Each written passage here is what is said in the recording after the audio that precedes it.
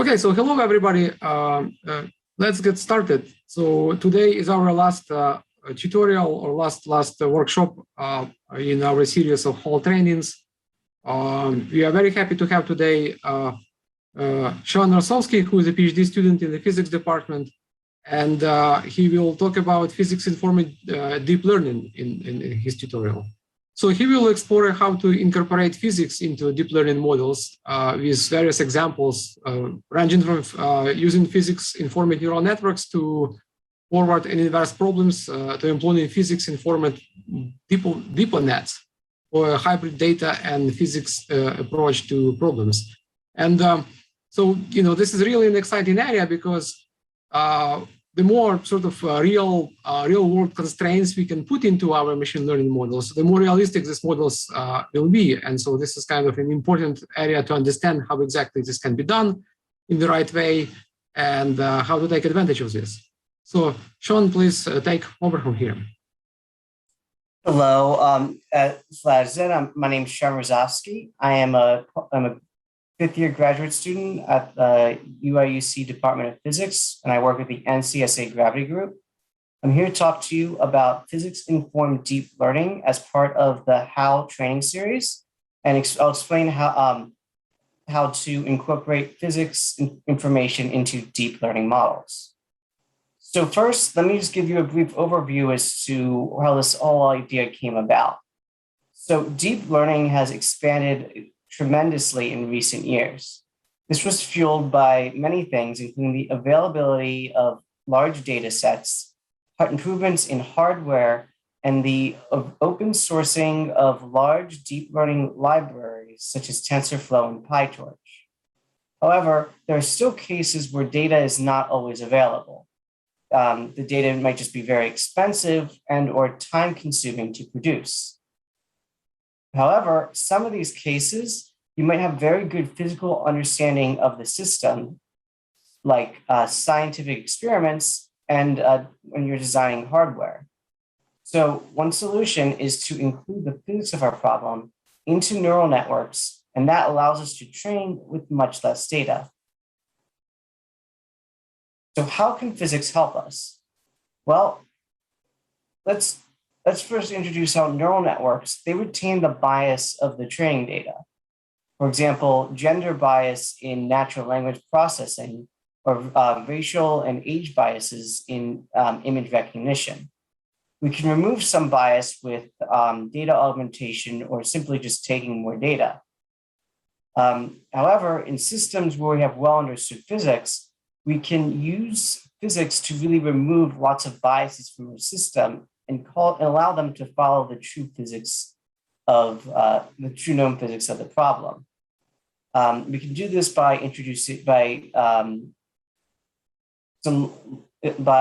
symmetries, conservation laws, and in cases where they're known, the partial differential equation describing the dynamics of the system. So how do we encode physics into neural networks? Well, we do this by adding our physical laws into our loss function. This introduces soft physical constraints on the problem, and this will continue to improve the more we train our network. For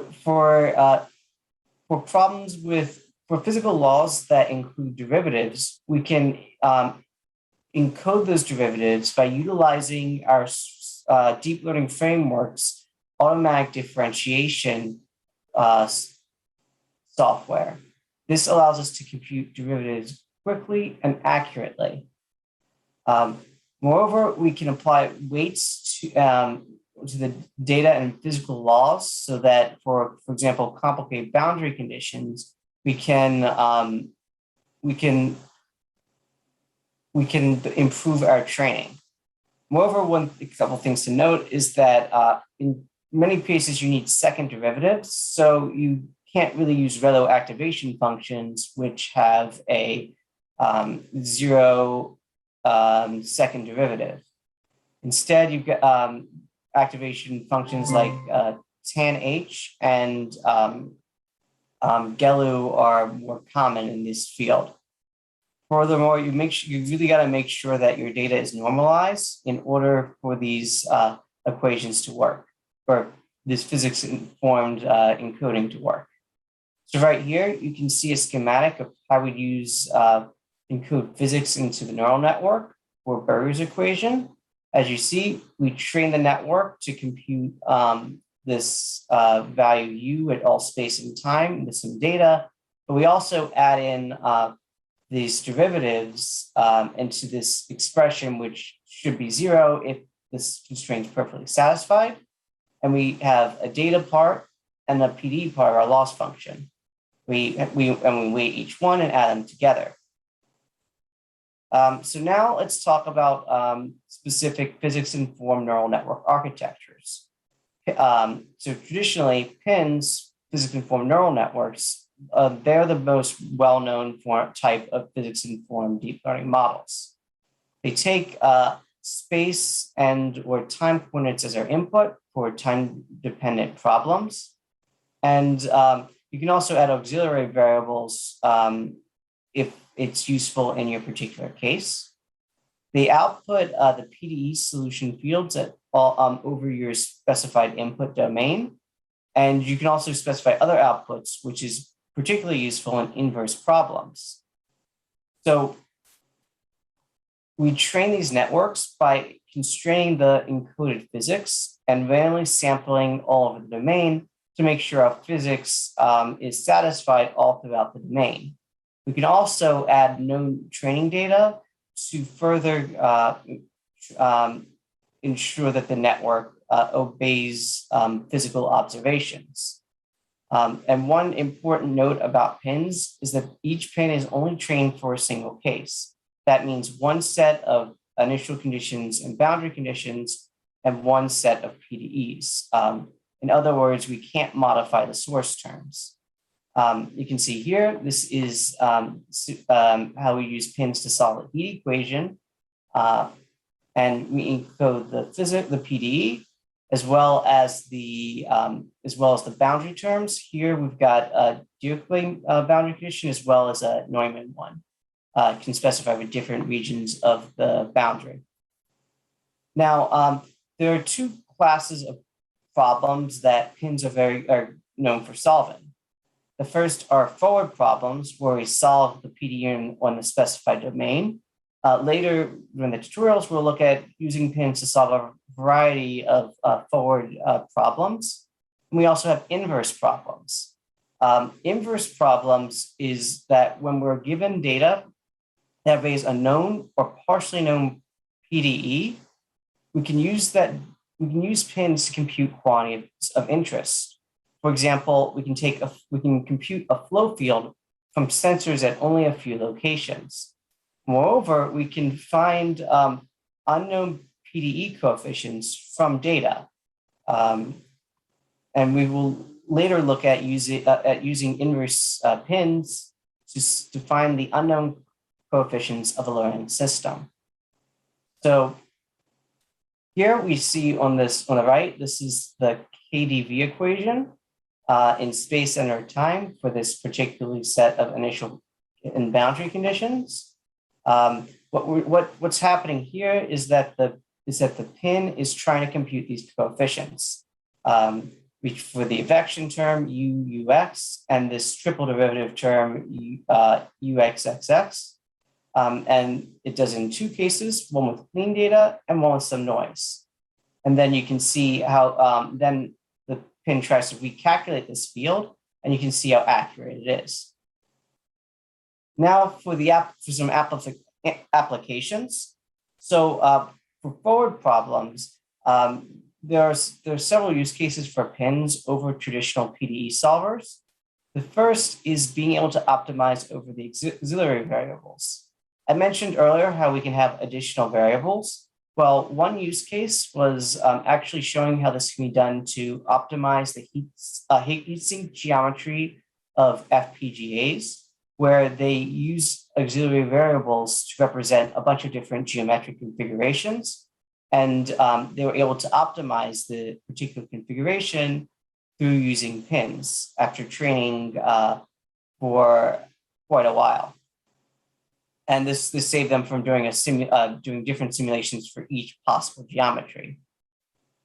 Then the other case is simulations of a very complex geometries. One good example of this is brain aneurysm blood flow. So so for brain aneurysms, you can measure the inlet and outlet velocities, as well. You can maybe have some MRI of the shape of the domain. This is a very challenging problem for a traditional PDE solver to solve due to all this complex geometry. However, PINNs can solve it much more quickly and with reasonable accuracy, as from the blood flow, it can compute the velocity and the pressure, as well as the flow streamlines. With this information, this can allow surgeons to decide the best way to operate on a particular blood aneurysm, and there's various treatment options.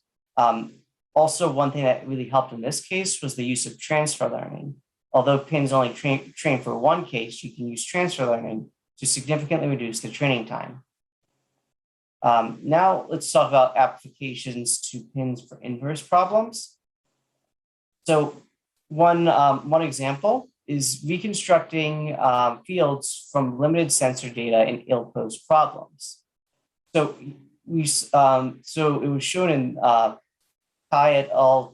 2021, where they will use these sensors to measure the temperature coming out of a coffee cup. Now, but then from that, they were able to use those temperature measurements to construct velocity and pressure data using physics-informed neural networks. And this was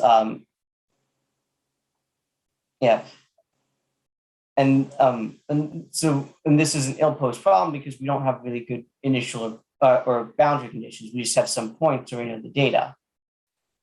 Furthermore, in various scientific experiments, if you have really well understood models and very controlled environments, so it's a good idea to try and use PINNs to try and learn more about your experiment from the known measurements. So now we're just going to give a brief overview of some PINN software. First is DeepXTE, which I'm most familiar with, and we will use in our tutorials. We also have NVIDIA's Modulus or SimNet. It's formerly known as SimNet. It changed name to Modulus. It's free, but you need an NVIDIA developer package. If you have a couple more, let's go to Neural PDE for those familiar with Julia. As well, it also has this universal differential equations, has a bunch of examples using Neural PDE, for those of you who prefer deep learning with Julia. So one thing I should note is that there are limitations to PINNs, mainly that they're only trained for a single set of initial conditions and or boundary conditions. So you need to retrain the model for each new configuration. Therefore, these pure PINNs make very poor surrogate models.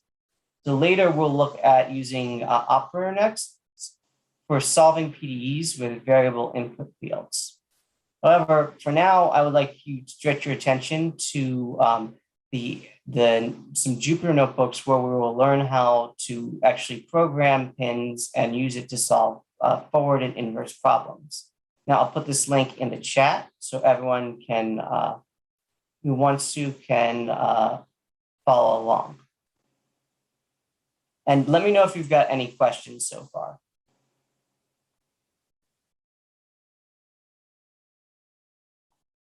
So here's the GitHub. Feel free to clone the repository and start working with these notebooks.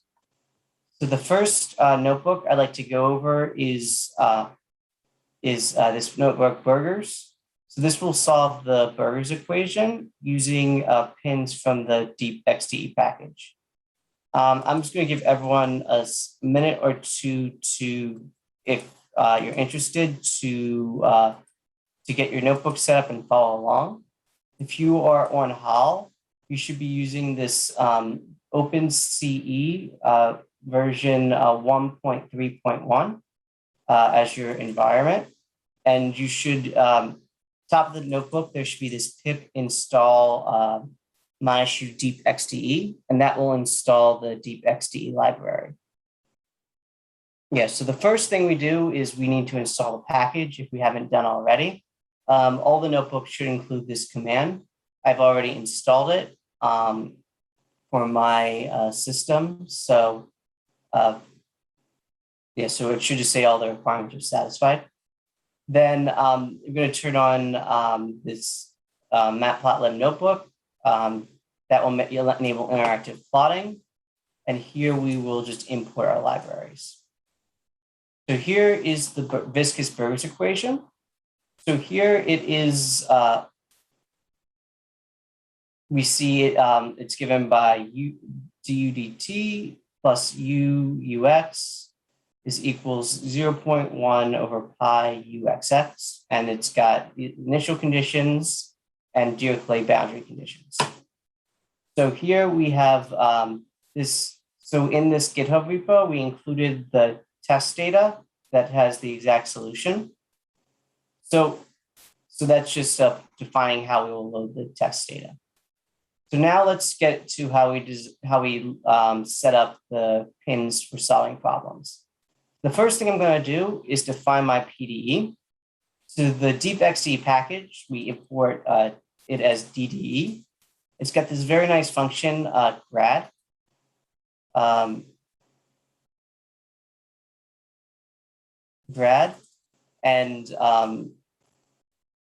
And then we can compute the first rows with Jacobian. And then this can just choose which x coordinate which component. So 0, 0 is the 0 component y, first component of x, then dy dt. Again, 0 component of y, but the first component of, but the 1 component of x. So this x here is position and time. And then the second derivative where we have dy dxx. And then we return this equation here. All right, I noticed in the chat, I saw a question. So it's asked, the difference between pins and ordinary DNN is only whether or not there is a loss, is a PDE loss term in the loss function. Are there any other differences? Yes, so physics-informed deep learning is when we include information about the physics, such as the PDE loss term, into our PDE loss term into the loss of the neural network. The PINN is a network that computes the solution of a PDE with input of space, time, and other auxiliary variables. But the main thing about physics-informed deep learning is just including that physics term in the loss function. Okay. So then, so now that I have defined the PDE, now I'll go ahead and define the geometry. So here, this is just a 1D problem from -1 to 1 and time from 0 to 0.99. So you just do this. Here it's pretty simple. In the future examples, I will go over solving things in more complicated domains. Yeah, so just interval, start point, end point in 1D, time domain, start time, end time. And then to combine them, you just use this command dde.geometry x time. So you combine the space domain and the time domain. So then we have initial conditions and boundary conditions. So DDE package incorporates many different types of boundary conditions. Dirichlet boundary conditions is probably the easiest one to use. So the way you do this is the first function that you add in is the geometry. Then you have the second is you want to have a function that your input is your coordinates, and that gives you the value of the boundary at the specified coordinate. Here it's just 0 boundary conditions.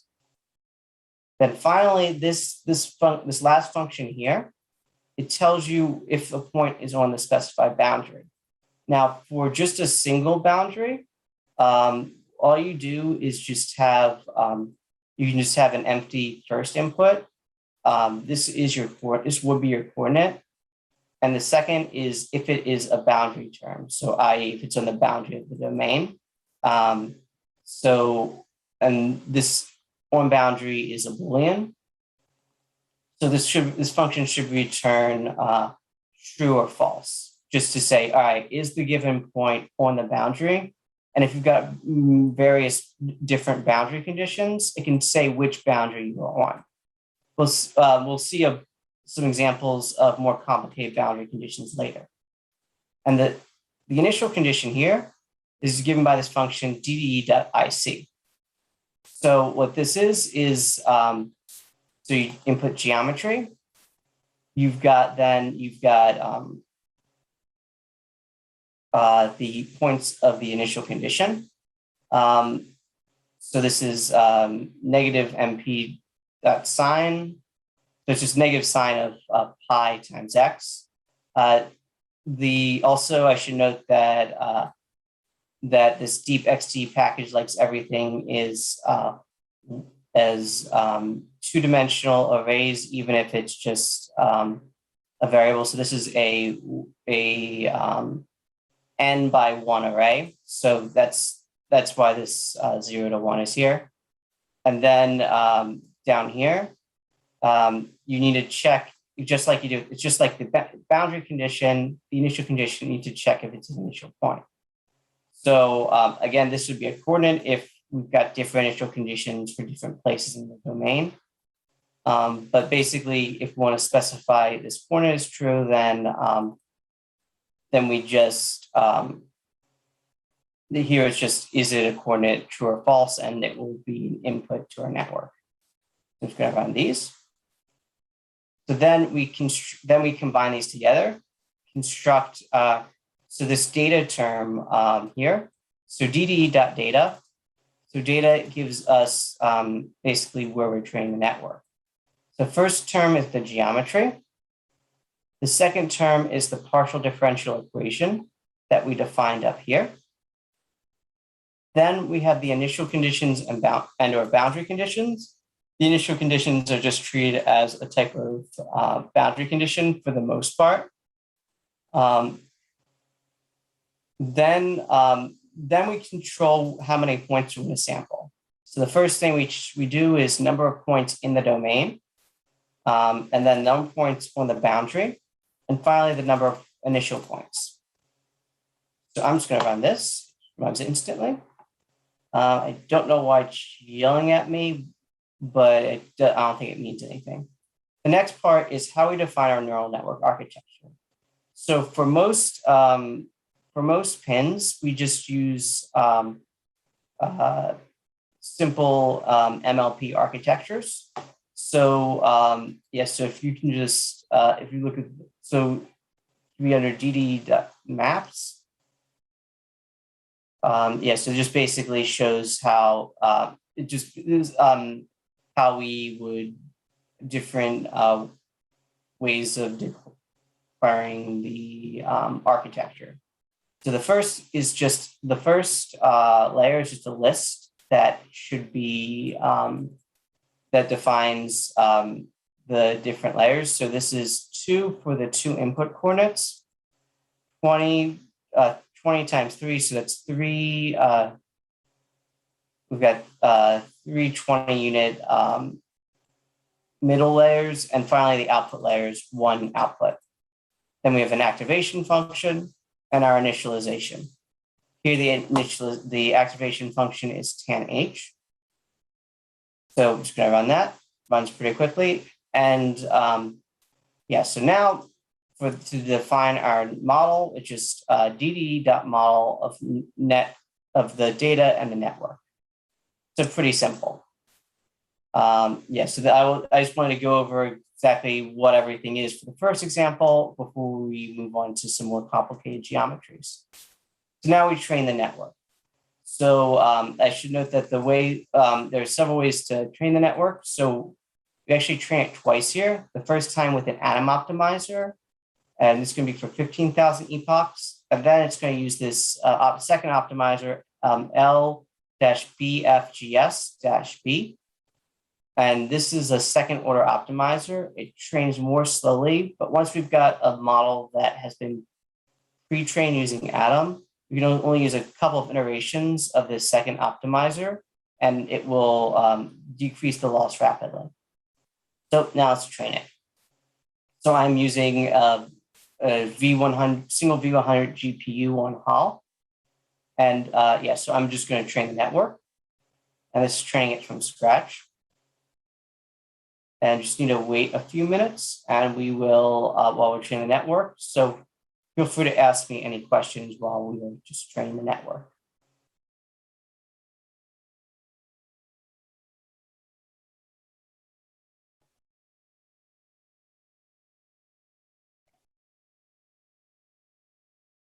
I should note that pins do train very fast.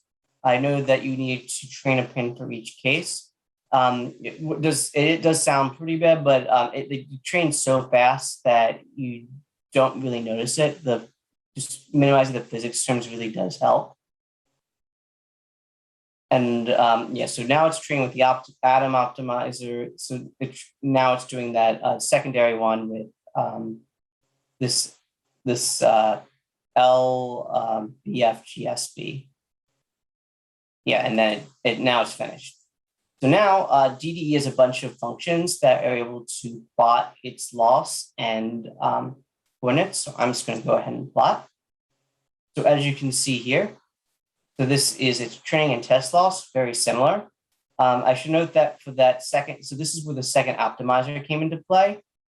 It only evaluates on the test data at the start and end of its optimization process. And you can see how much that second optimizer helped. Then these are the points in space and time. So, all right, that's pretty good. So how does it do on the test data? 0.02, that's the error. And now let's see what that looks like. So yeah, so here is the, sorry, it's on the left. What I did here is I did, this is, the x-axis is position, y-axis is time, and then we have the color bar. So this is the exact, predicted, and the absolute error. And you can see here, the error is largest at the center, right here by this shock front. And now I'm going to show you, to animate what this looks like. So we're going to see the exact solution versus the PINN solution. And you can see here it does pretty well. And it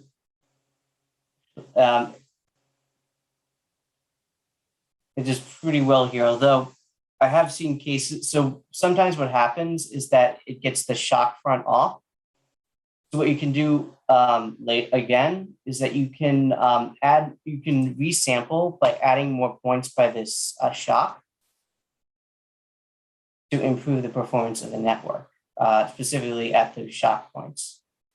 And we'll see how that looks. And yeah, it's still training. So yeah, so it's just going to iterate through until the loss is, the max error is greater than this value. So yeah, so this is just a way of improving the performance.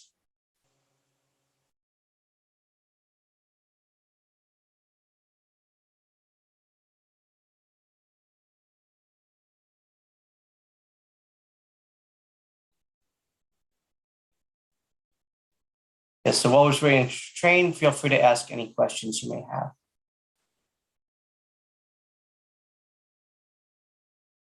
And it's going to train another iteration.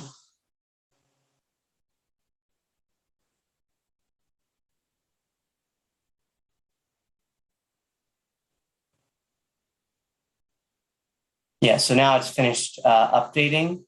So now I'll show the new results of the training. So as you see, it was adding points. So then I tried to reduce the error. So now I'm just going to show you again the same thing. So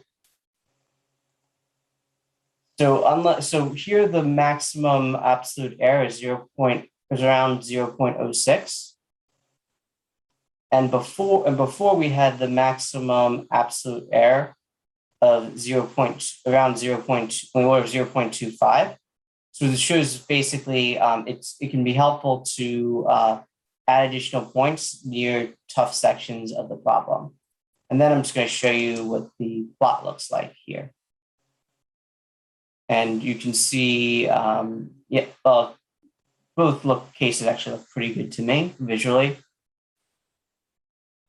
And yeah, so this is the Burgers equation. So now that I have introduced DeepXTE,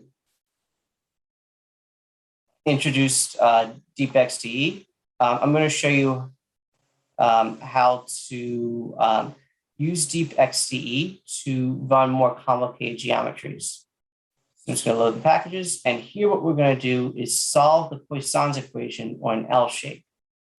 So what that means is, so Poisson's equation, grad squared is equal to -1.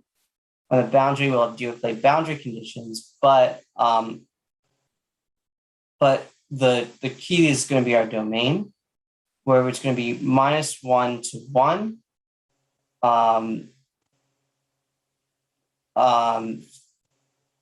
and then 0 to 1. And basically that means that the first quadrant is going to be empty. All right. So now what we do is first include our PDE. Again, we should use this Hessian function, second derivatives, dy, so the xx, and then dy dyy, and then it's equal to -1. So here, what we can use for the geometry is this polygon function. This polygon function, we can specify our vertices where they are. So here, 0, 0, this is a two-dimensional problem, and you just do it on a list. So 0, 0, 1, 0, 1, -1, -1, 1, -1, -1, -1, 1, and 0, 1. And this will define our geometry. There's different options. This is a very generic option. And then we define the boundary condition. Here we just have Dirichlet boundary conditions. So we just define this is a boundary locate, this problem where it's located on the boundary. And if it is, x is just going to be 0. Then again, we're just going to do the same thing where we just encode the PDE and boundary conditions. And we can also include test cases. And then we define the network architecture like we did previously and define the model. Here we then train our model. And this is going to be, again, we're going to use 50,000 epochs first with Atom Optimizer and then with LBFGS. And yes, so let me know if you've got any questions as we are training this model.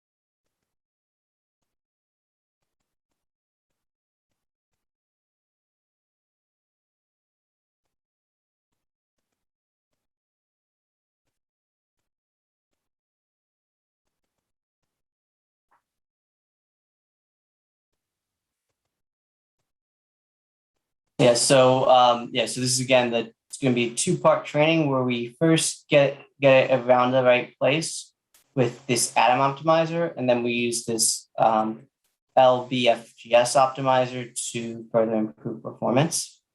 So this it's almost halfway done with this first round of training, so you can see that PINNs train very quickly. You can probably even train without a GPU, although GPUs obviously make it go much faster.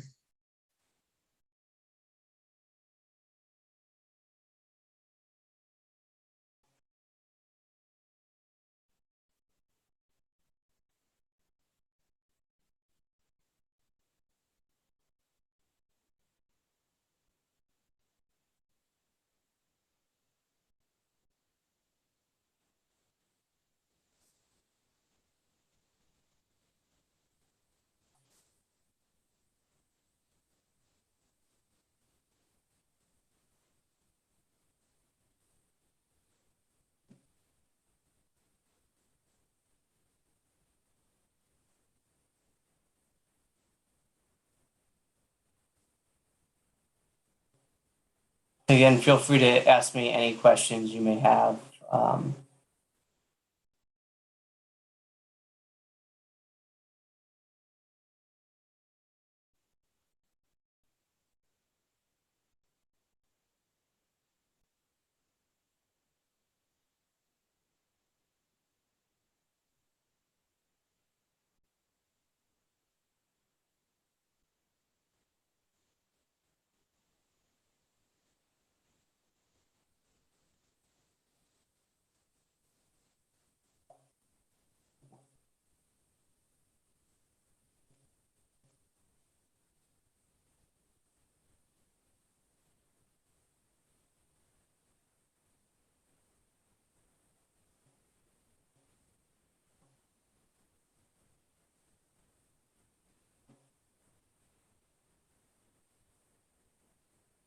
All right, so we're almost at the second round of training where we'll refine the results.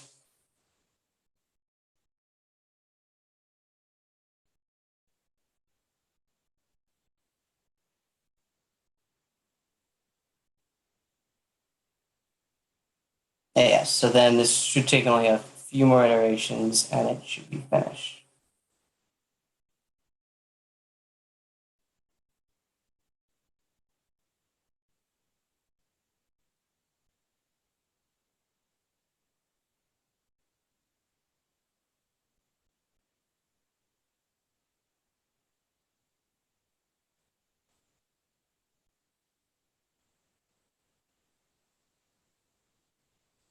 You notice that the loss function decreased by quite a bit here.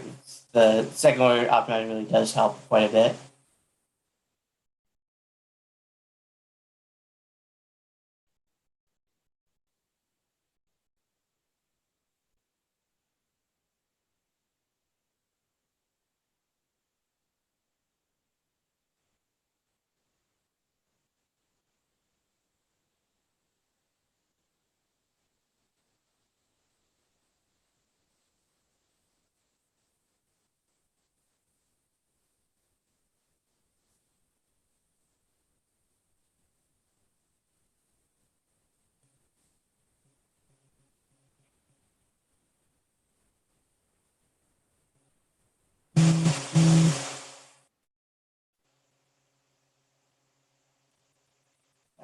All right, should be doesn't really take that many iterations usually, so we should be about done with this.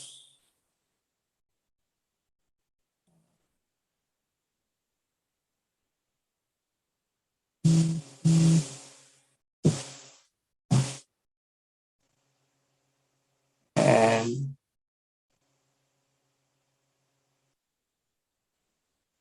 all right, there we are. We're done with the training there.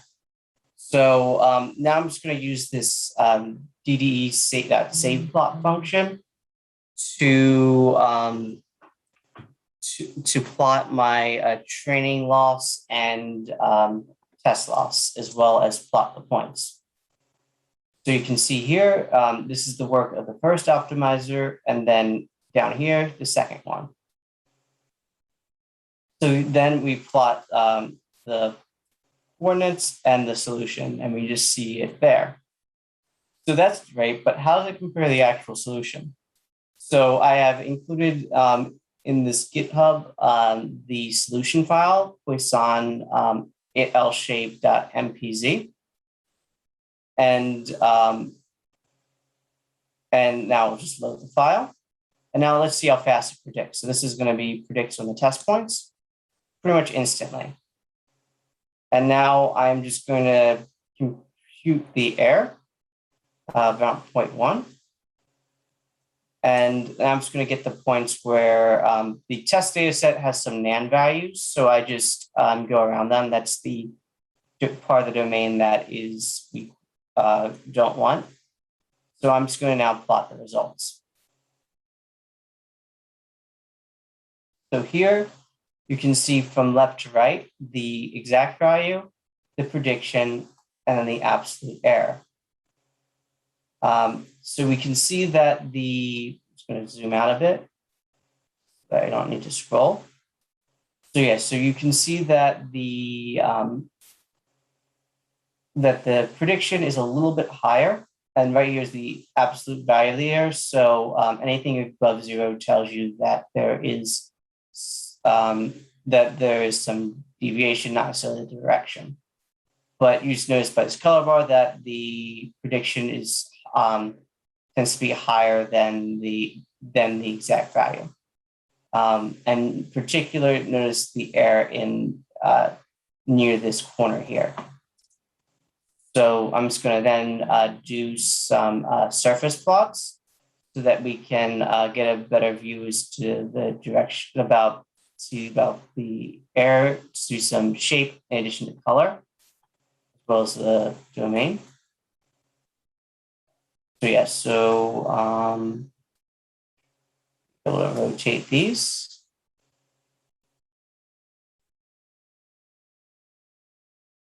There we are. So yeah, so this is, I use triangulation so that to deal with this geometry. And you can see this is the actual test values. The prediction, and then the absolute error. Again, right by the corner, the error is highest. So like we saw in the burgers example, one way that we could probably improve this is to, again, use that same refinement technique. We will eventually add points near lots of large error points, particularly by that corner. So yeah, so that's just some things to consider while training pins. So then I've got the last pin example. So this is going to be a very complex geometry where we've got, we're going to have a geometry where we've got two holes. We're going to, in the center of the domain. So the domain is going to be, it's going to be Laplace's equation in, going to be Laplace's equation in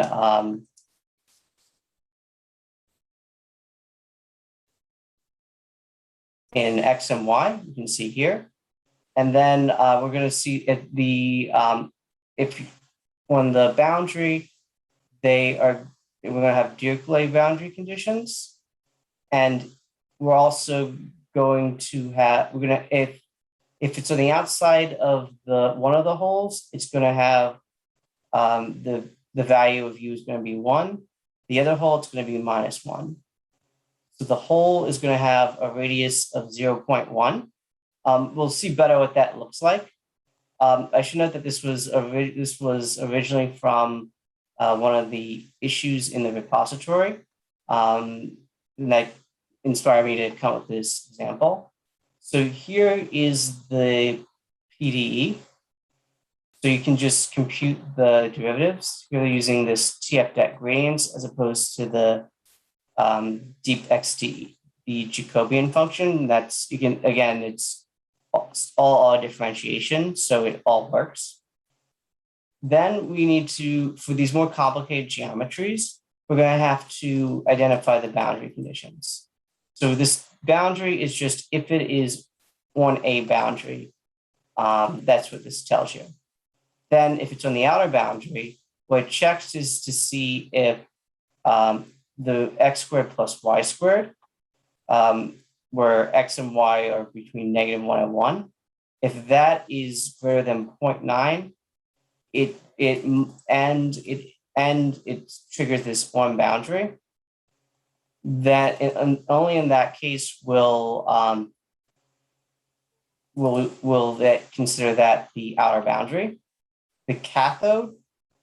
So the cathode is going to be locating the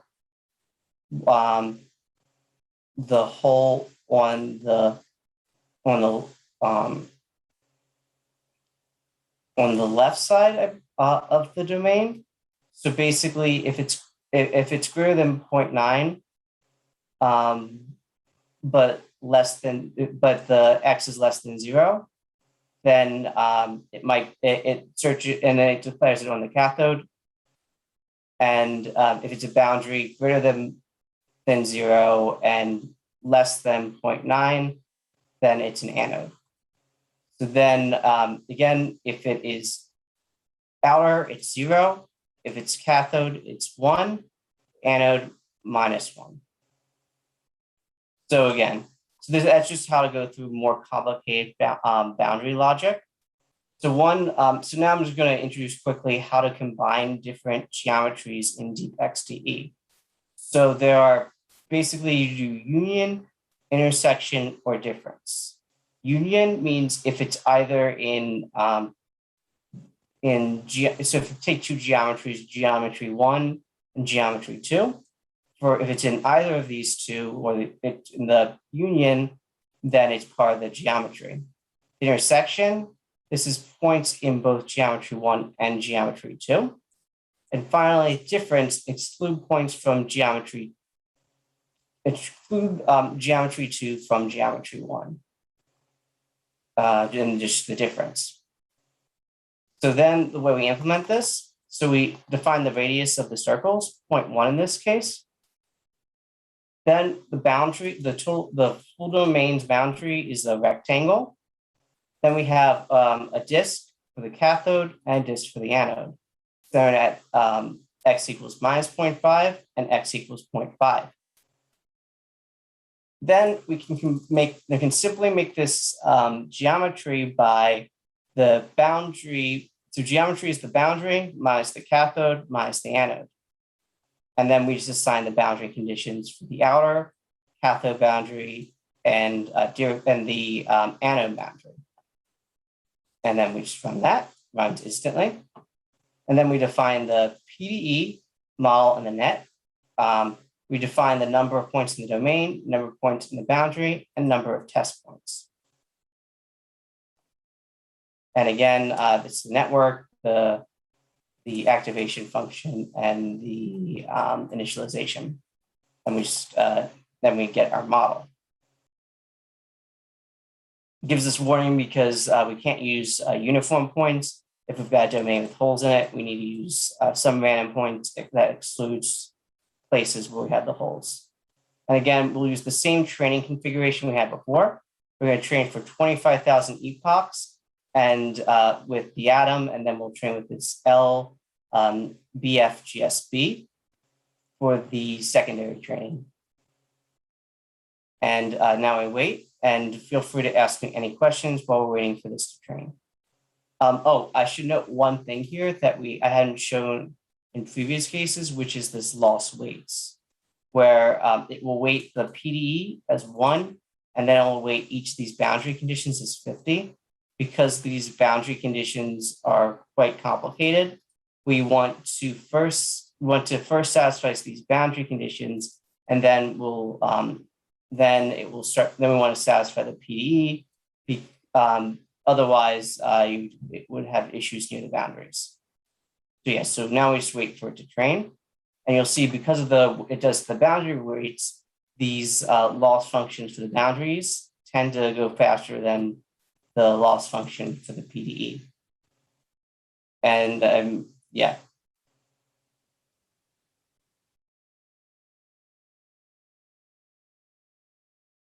Yeah, so now it's 25,000 epochs, and it's going to train for a bit more. So the last time around this, it was 30,000, around a little over 30,000 epochs in total. So we'll just need to wait.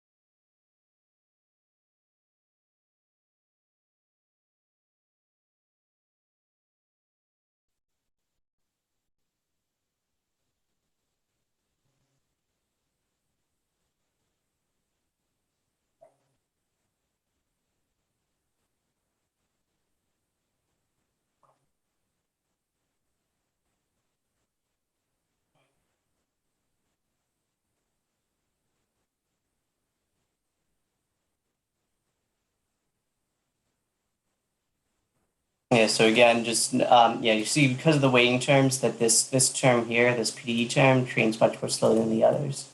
And there are other cases where this is useful. In some cases where you've got like second derivatives, those second derivatives oftentimes have a lot larger value than your say initial condition error. So sometimes you might want to evaluate do higher weight on other terms like initial conditions as opposed to the PDE. And that's with all different types of physics informed deep learning. Just things to consider. You got to play around with the weights.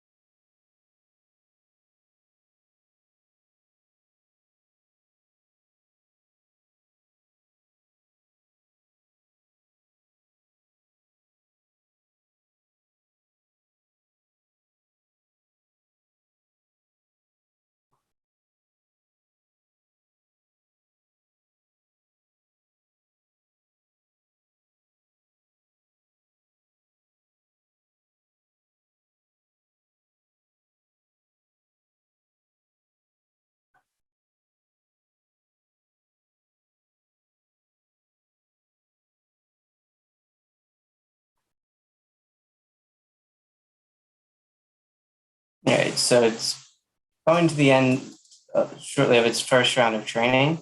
So yeah, so just yeah, so I hope you guys have a this will just show you how we can use DeepXDE to generate to solve problems with very complex geometries, and just how to combine different sorts of geometries. And we'll yeah, so hopefully we can soon see the results.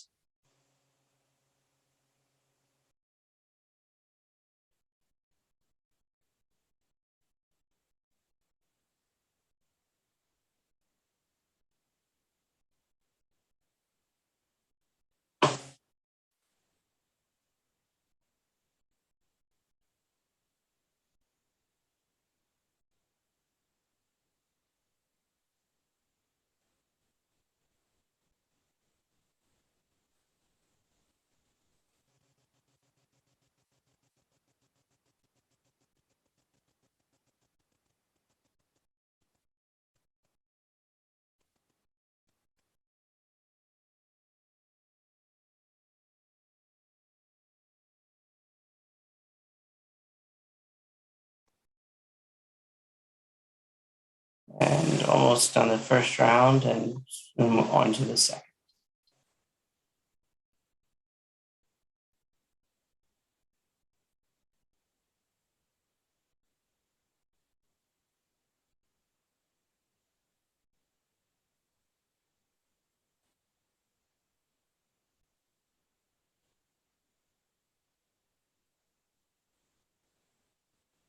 So now it's done the first 25,000. Now it's going to try and use this other optimizer.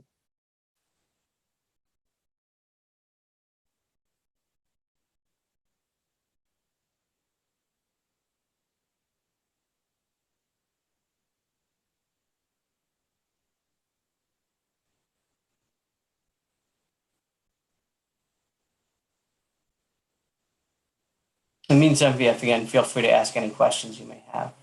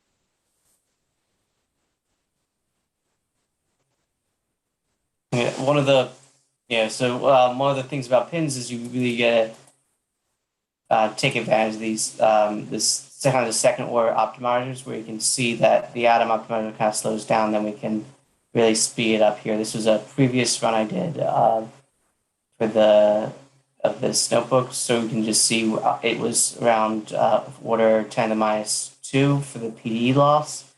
Now it's 10 to the minus 4 already after just a few thousand iterations. And yeah, it's going to quickly come down.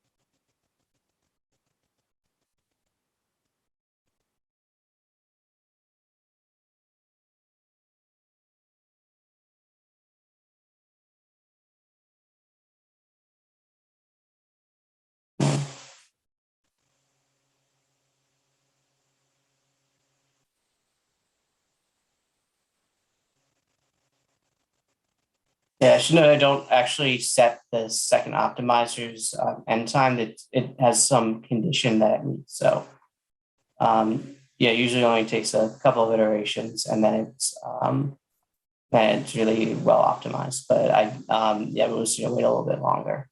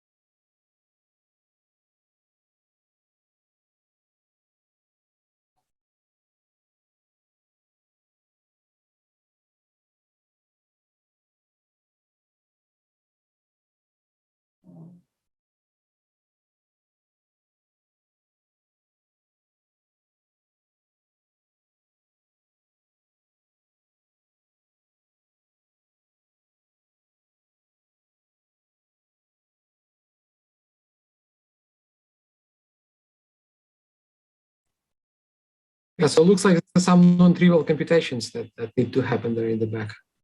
Yeah, it should be almost finished. Based on the last time around, it just finished here. Yeah, so it's the reason why this one in particular is taking so long is you need a lot of points near the boundary in order to make sure it actually computes everything I've discovered. Otherwise, you just have massive errors. So that's yeah. So just sometimes you need to add additional points here to complicate boundary conditions with these pins. Fortunately, sometimes it takes a little longer. Yeah, and also the second order optimizer here, although it trains quickly, it's slower per step. That's why you want to use the second one, but why you want to get it down with an atom optimizer, and then this one here is much slower. You just want to use it just to help it get a little bit further. Oh, there we are. Finally, it's finished. Yes, so it's reduced it sufficiently. And now we can look at these plots with, again, those useful DDE plotting functions. So again, you can see it goes down and then around order of 10 to the minus 2 and down all the way to 10 to the minus 4 relatively quickly. And also it plots points. So what you can see here is you see points for you can see what they actually look like. So you've got the geometry where you've got a square with 2 holes in it.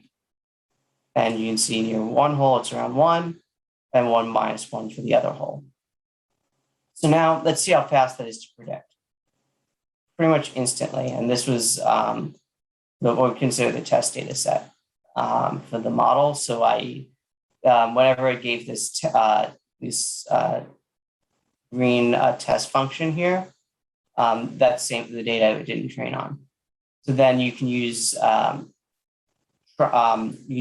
the way you plot this is you use matplotlib's try function to your triangulation and make sure you mask out the holes, and that way you then get the predictions here. I don't have the true solutions for this problem, but these are what the network predicts. And again, you can see here, this is a surface plot. I think this shows it much better, where and near the boundary, it's 1, and near the hole, it's 1 or minus 1, depending on the hole. And then it goes to 0 on the near the outside of the rectangle. And this solves the Poisson plate equation for a cathode and an anode on this boundary condition. All right, so that is last of the forward problems. The last problem I want to show you for pins is an inverse problem. So what we're going to do is we are going to look at our Lorentz system, which is a coupled system of ODEs determined by 3 constants. We note that, so we're going to, for the defaults for this one, it is C1 is equal to 10, C2 is equal to 28, and C3 is equal to 8/3. The end time T end is equal to 3. So this system is actually known to be chaotic for certain values. You can I have a link to this Wikipedia article for those of you who are following along, if you want to know more about Lorentz systems. So here here I want to so that people can actually play around with this. I include this generate train data function, which will integrate this ODE.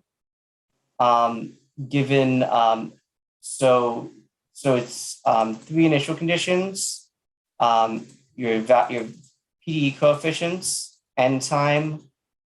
This DT is the integration time DT, and then T skip is if you want to simulate having less data than was used to integrate the PDE. I also have a plotting function below. So so you can feel free to play around with the values. I should note that again, the system is chaotic around, I guess, the values I chose. I have found that there are cases where this problem will not converge. So The issues I think are usually with larger timescales. You want to restrict your domain as much as possible. This comes into just how pins like to be normalized. So yes, so what I'm going to show you is x0 is equal to 1, y0 is equal to -1, z0 is equal to 2. And t-skip is going to be 100 for the training. So this is what it looks like in 3D space. And then if you want to look at each coordinate, that's what it'll look like. However, I'm going to stop skipping. And I just want to show you what this will look like if we go for a very long time. And we get this very chaotic system here. Now, again, the system fails for these long times, so it won't be able to do this. So I'm just going to stick with the shorter time scale, but we're just going to, what we're going to do is we're going to have the neural network be able to calculate this PDE coefficients given the data. So given this data, we'll teach the neural network to calculate this PDE coefficients. So the way we do that, the first thing we need to do is make sure that these coefficients are set as variables. So I didn't mention this before, but DeepXTE can run on different backends, PyTorch or TensorFlow 1 or TensorFlow 2. It currently is running on TensorFlow 1 or 2. I don't know for certain what's currently running on, but in fact, it doesn't really change much of the syntax. But so again, what we do, we just declare these as TF variables, and that will tell the code that that it's allowed to change these parameters to optimize. And that way we include these in our system is we make this Lorentz system a function of the input coordinates and the output. In our case, the time is our input, output is X, Y, and Z, and the system is again shown here. I want these to equal, if P satisfied, these are 0. And yeah, so that is how we encode the PDE, or not the PDE, this is a coupled ODE system here. Then we define initial conditions, boundary conditions, and set the data. So here it's pretty straightforward. So the time geometry, it's just a time domain, which is just an interval. Initial conditions are just the initial coordinate, just the initial value. We set those here, and they're returned as this y0. So yes, that's how we set the initial positions, and then we get the data by extracting the observations. Observe y0, observe y1, observe y2, and then so now that we've set those data, we've got to define our PDE system. So in this case, geometry, PDE, and then these are initial conditions or boundary conditions. In these cases, our observations are treated as a boundary condition. So here we have, so here we then just random points sampling the time domain, only 2 points for each boundary, and we anchor to the observed times. That just gives us additional points. So as many additional times we have, it will make sure to sample those points. And now we compile. This is again define the network and just combining the data and the net. And then here we add a callback for the variables. So it will, each time step, it will save the variables to this file name. So again, then every time we compute C1, C2, and C3, it computes that. And it'll also show the losses for those. All right, so let's just train the network. So this is going to train for 60,000 epochs. I found that these networks will around between 20 and 30,000 epochs. So you can see this is the previous case I've ran. Around 20 to 30,000 epochs is when it starts to really figure out the solution as to these coefficients. And yeah, so and that is when and then around 30,000 is when it will really center in on the exact value. So the losses, so yeah, so all these are different losses. I'm not sure which refers to which. Some refer to initial conditions, some refer to the actual data, but I believe the last three should be the loss, the mean squared error of the three coefficients. And yeah, so now we just wait. I believe this one doesn't take too long, as long as it converges. And we should know around 20,000 or so, you should see the loss really decrease dramatically. Yeah, so we just wait. Yeah, this one trains a bit quicker. It's not very complicated. No, we don't have to have that many points for the boundary conditions. Yeah. See, the loss is pretty big right now, but if it does converge, which should dramatically decrease very shortly.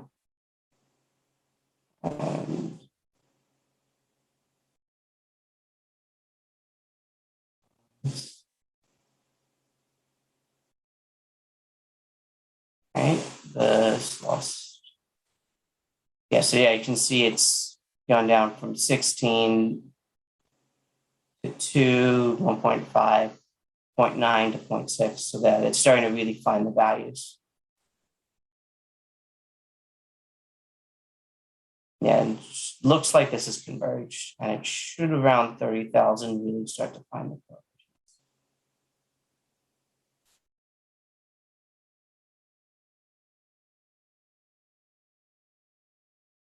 Yeah, you can see right now it's the error is less than 1, and yeah, now it's just fine tuning itself.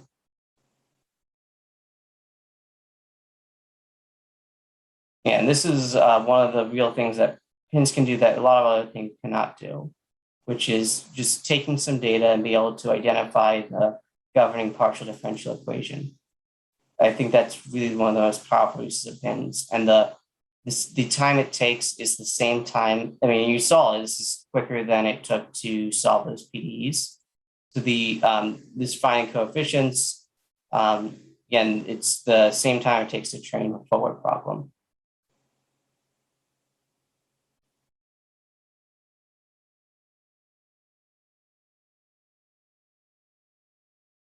And now, now you can see it's really refining.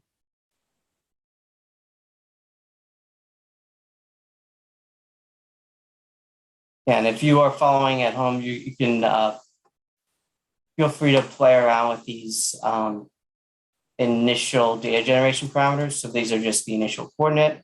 It starts here in my case. The end time, be careful with this one. That will change whether or not it will converge. And then these three coefficients, C1 true, C2 true, C3 true.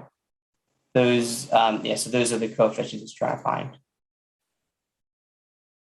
And yeah, so it's around 10,000 more epochs, and then it should be finished.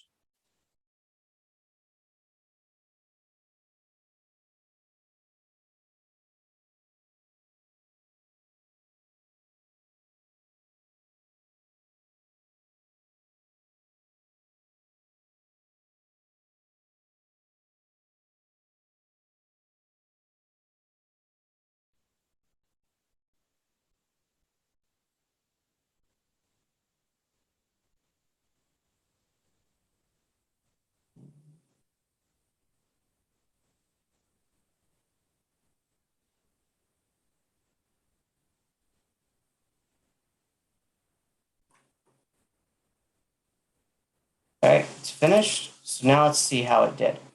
This was my last run, and this is my current run. That should be, the legend's supposed to be 2 columns anyway. Oh,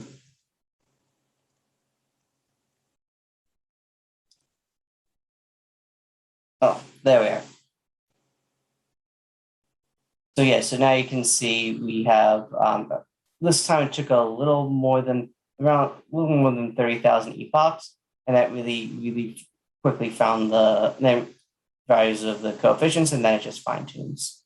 So now I'm just going to predict on the observations, and just see what it finds. And yeah, you can see how well it does. It pretty much exactly follows the PDE. And that's showing how to use pins for inverse problems. And feel free to play around with them. And that's all I've got for pins. I do have one other topic. So if we go back to the slides. So now I want to talk about operator networks. So I mentioned previously about the limitations of pins, how pins, you've got to train them another time for each and every problem. There we are. Sorry, this video wasn't playing. But the thing with operands is they want to try and solve that issue by having a neural network train on given input fields.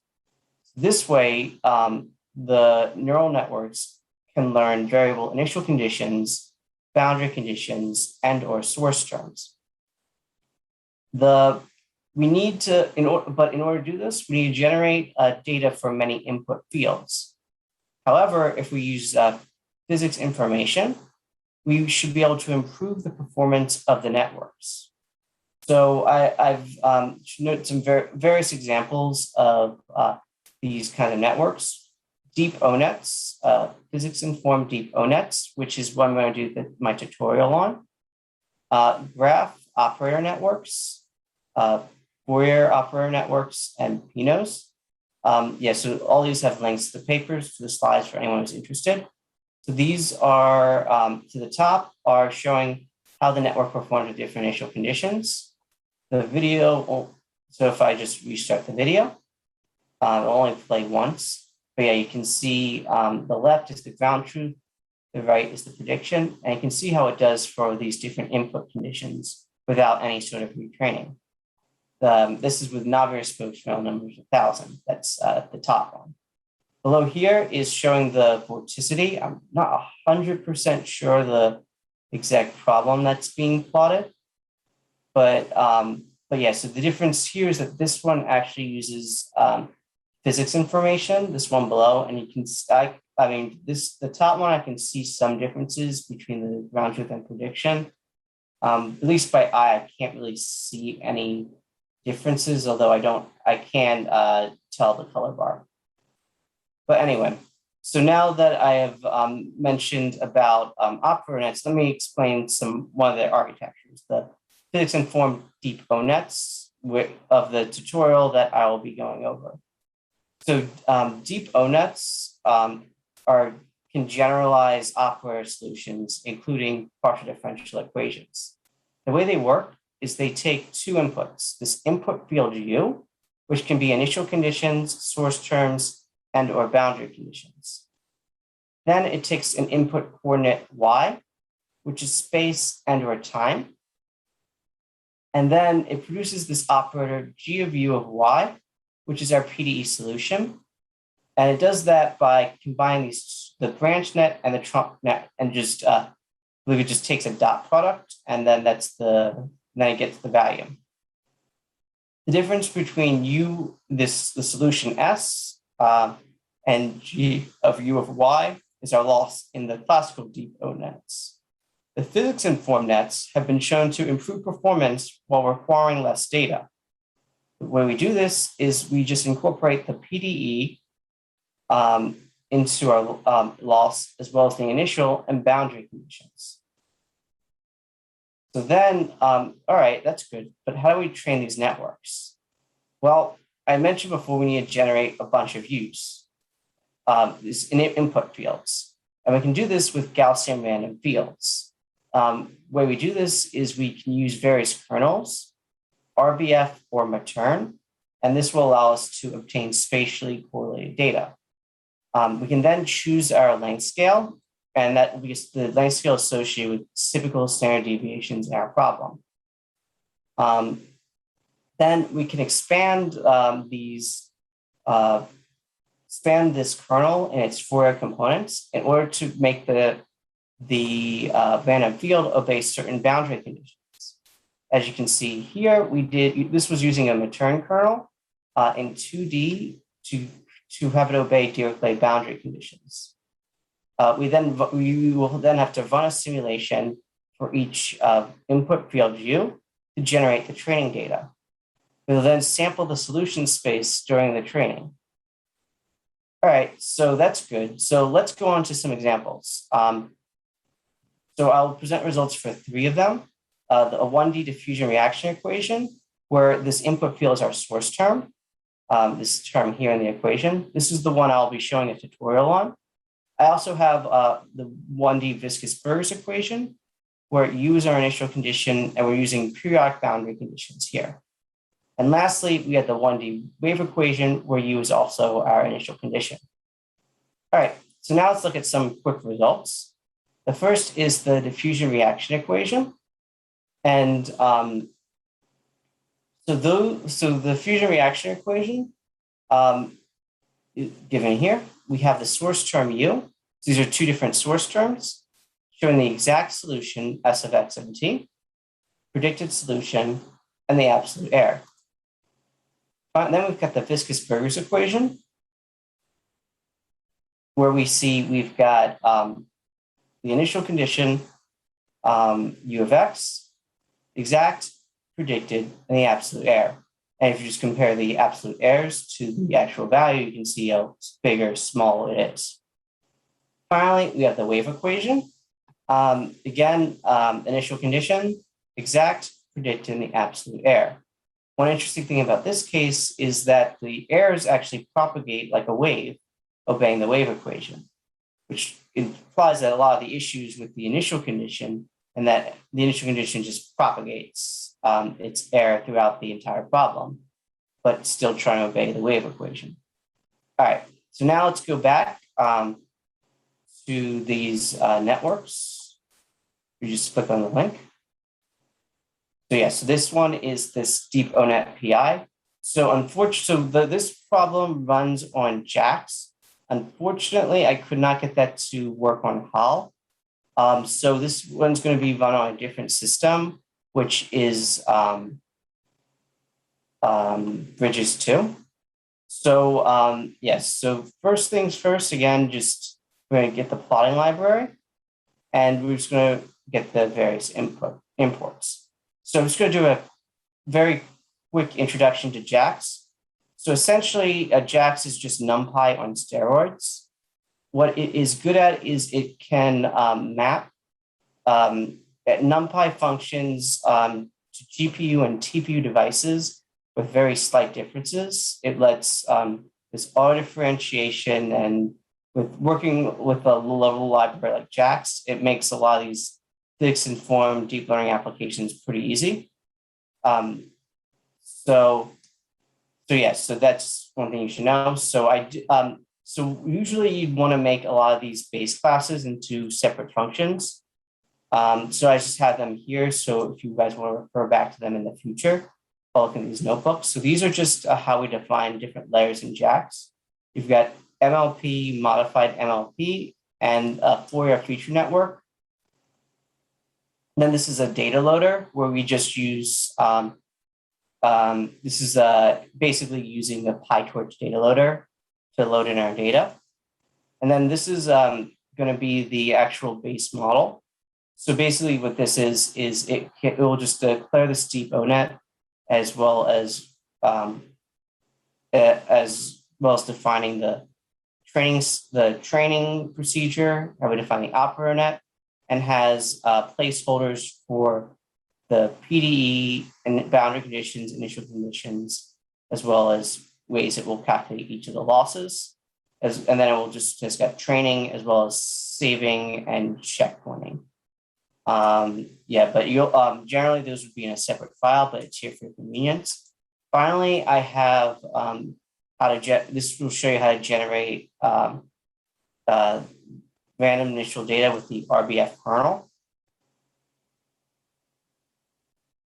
And now, all right, so those are some of the, all right, so now how do we now that we've got those out of the way, so now let's talk about how we implement this diffusion reaction equation. Well, the first thing we need to do is we subclass that base network and we add in the PDE. And in JAX, you just take this grad function and you specify which argument and which you want to take the grad of. First derivative is there, and then second derivative is like this. So here it's just 0, 1, 2. So ds dxx. Then we've got the boundary conditions and the initial conditions. And those are, then here, this is going to generate, this is going to, a numerical solver for the diffusion reaction equation.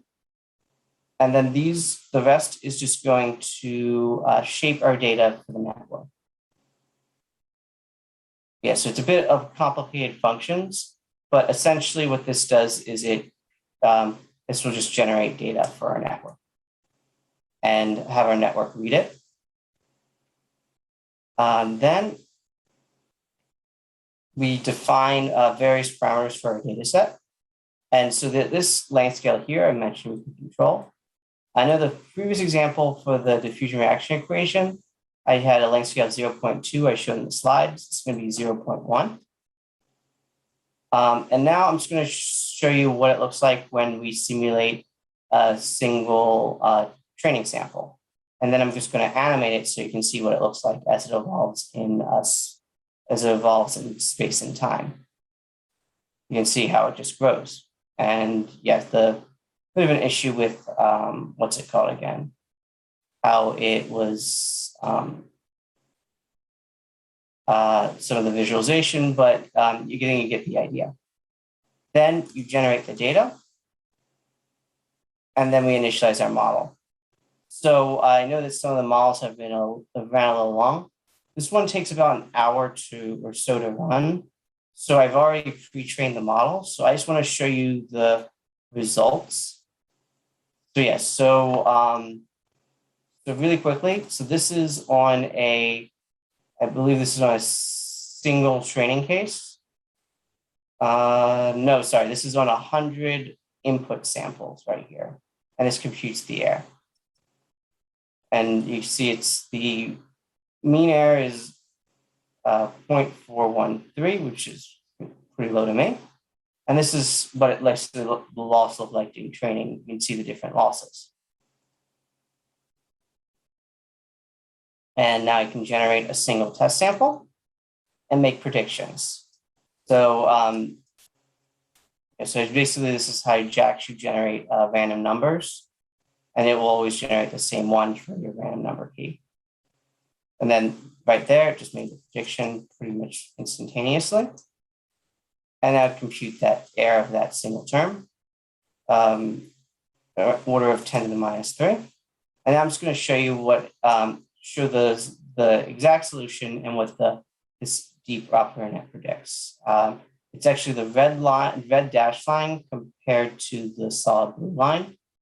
The red dashed line is our operator, and the network did not look good there. Try this again, just so you can see what it looks like as it will evolve. I'm going to reduce the size. Maybe that will help with some of the visual bugs.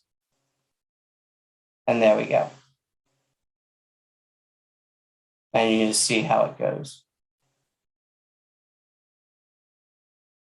Yeah, so then you can plot the predictions and the true values. And you can just see, again, if you want to look at more quantitatively, where the error is. A little bit of error in the, you see the different regions here. I have a function where you can plot all the various predictions. So I did 25 random cases and just showed you what they look like. So you can get the source term, exact prediction, and the error. And yeah, so you can see how well they perform. So yeah,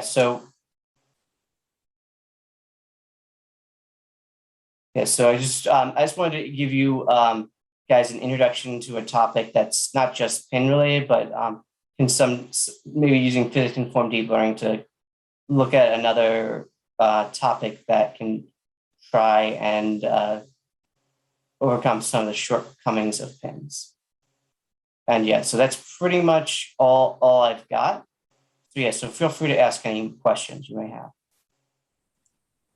Okay, well, so yeah, if there are no other questions, so Sean, thank you very much for this tutorial. This has been quite informative and very interesting. We really appreciate you taking time for preparing these materials and making them available for us.